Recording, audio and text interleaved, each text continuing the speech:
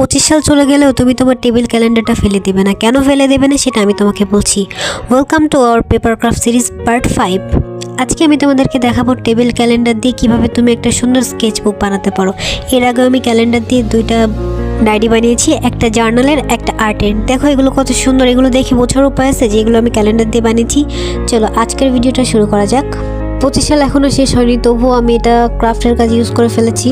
তো প্রথমে তোমাকে যেটা করতে হবে, ক্যালেন্ডারের পিছনের যে অংশটা থাকে সেটা সুন্দর মতো কেটে নিতে হবে। আর এক্সট্রা যে লম্বা অংশগুলো থাকে পুরো পেপারের সাইজে, মানে যে পেপারগুলো থাকে উপরে সেই সাইজে কেটে নিতে হবে। দেন প্রত্যেকটা পেপারের উপর তুমি হোয়াইট পেপার লাগিয়ে নিবে। আমার কাছে একটা স্টিকার ছিল যেটা আমি ফ্রন্ট পেজে লাগিয়েছি।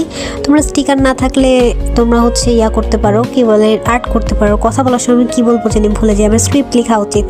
এই যে আমার সুন্দর স্কেচ বুক রেডি। এই স্কেচ বুকে আমি তোমাদের সাথে অনেক সুন্দর সুন্দর স্কেচ করে শেয়ার করব। আজকের আইডিয়াটা কেমন লাগলো অবশ্যই জানাবা। আর সাবস্ক্রাইব করতে তো একদম ভুলবা না, ফলো করতে একদম ভুলবা না। কোনো জিনিসই ফেললে না, চাইলে এটা দিয়ে অনেক সুন্দর সুন্দর ক্রাফট তৈরি করা যায়।